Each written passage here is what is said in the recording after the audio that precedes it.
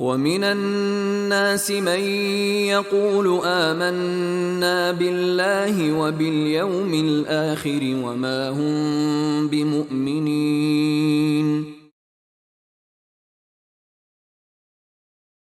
اور کچھ لوگ ایسے ہیں جو کہتے ہیں کہ ہم اللہ اور یوم آخرت پر ایمان لائے، حالانکہ وہ دل سے مومن نہیں ہیں۔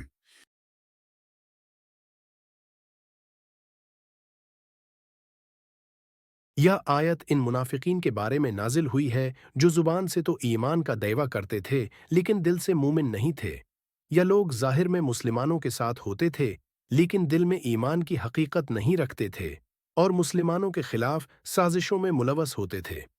اللہ تعالیٰ نے ان کے نفاق کو بے نقاب کیا اور بتایا کہ ان کا دعویٰ ایمان محض دکھاوا ہے۔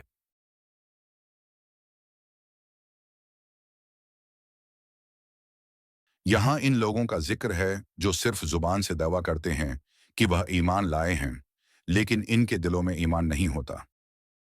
یہ لوگ اللہ اور آخرت پر ایمان لانے کا دعویٰ کرتے ہیں، لیکن یہ دعویٰ محض ظاہری ہوتا ہے، دل سے وہ اس پر یقین نہیں رکھتے۔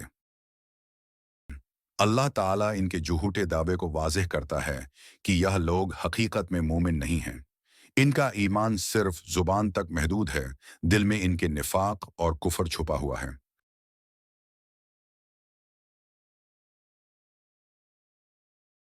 نفاق کی نشاندہی۔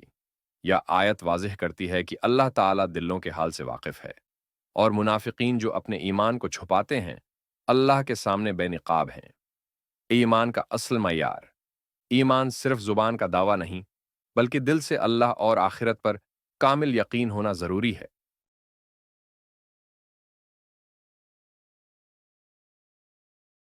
کچھ لوگ صرف زبان سے ایمان لانے کا دعویٰ کرتے ہیں، دل میں ان کا ایمان نہیں ہوتا بلکہ وہ منافق ہوتے ہیں۔ اللہ تعالیٰ ایسے منافقین کو خوب جانتا ہے اور ان کے دعوے کو جھوٹا قرار دیتا ہے۔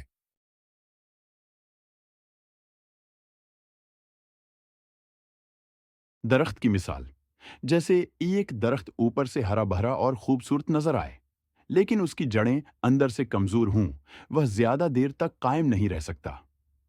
اسی طرح وہ لوگ جو زبانی سے تو ایمان کا دعویٰ کرتے ہیں مگر ان کے دل میں ایمان کی جڑیں نہیں ہوتیں، ان کا دعویٰ زیادہ دیر نہیں چلتا اور وہ اللہ کے ہاں حقیقی مومن شمار نہیں ہوتے۔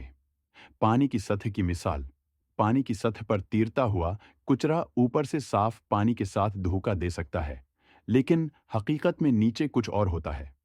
منافقین کا بہی یہی حال ہے، وہ ظاہری طور پر ایمان کا دعویٰ کرتے ہیں مگر ان کے دل میں نفاق اور کفر چھپا ہوتا ہے۔ ان کا ظاہری ایمان پانی کی سطح پر تیرتے کچرے کی طرح ہوتا ہے جو وقتی طور پر لوگوں کو دھوکہ دے سکتا ہے لیکن اللہ کے علم سے پوشیدہ نہیں رہتا۔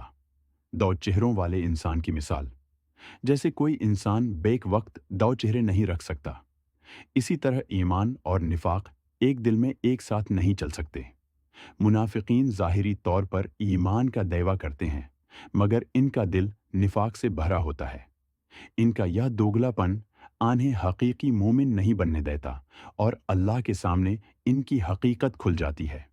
خوبصورت کتاب کی مثال، ایک خوبصورت کتاب جس کا سرورق دلکش ہو لیکن اندر کے صفحات بوسیدہ اور خراب ہوں، لوگوں کو اپنی خوبصورتی سے دھوکہ دے سکتی ہے مگر حقیقت میں وہ کتاب کوئی فائدہ نہیں دے گی۔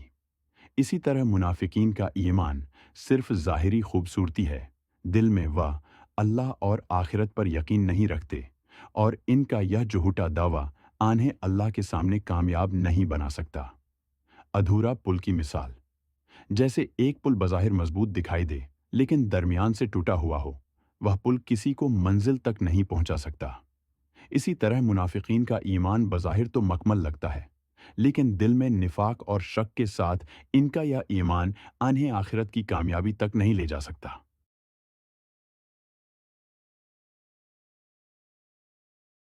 آج کے دور میں بہی کچھ لوگ ایسے ہیں جو دین کو صرف ظاہری طور پر اپناتے ہیں اور خود کو مسلمان ظاہر کرتے ہیں لیکن ان کا دل ایمان کی سچائی سے خالی ہوتا ہے۔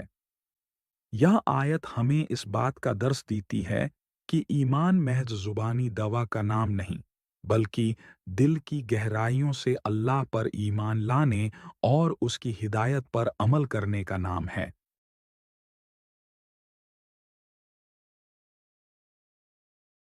ईमान की सच्चाई जुबान से नहीं, दिल से होनी चाहिए। निफाक अल्लाह के सामने पोशीदा नहीं, वह दिलों के हाल को जानता है। हमें अपनी जिंदगी में ज़ाहिरी इस्लाम के साथ साथ दिल में हकीकी ईमान और इखलास पैदा करने की कोशिश करनी चाहिए। यह आयत हमें खबरदार करती है कि ईमान का दावा करने से पहले हमें अपने दिल को टटोलना चाहिए और देखना चाहिए कि किया हमारा दिल वाकई अल्लाह पर ईमान रखता है या सिर्फ ज़ाहिरी दिखावा कर रहा है।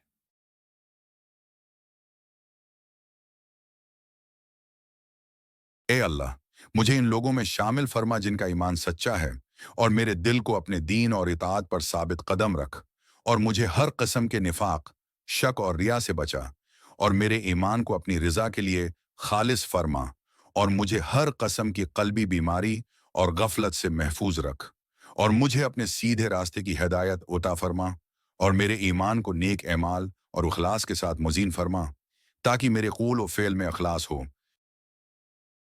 आमीन।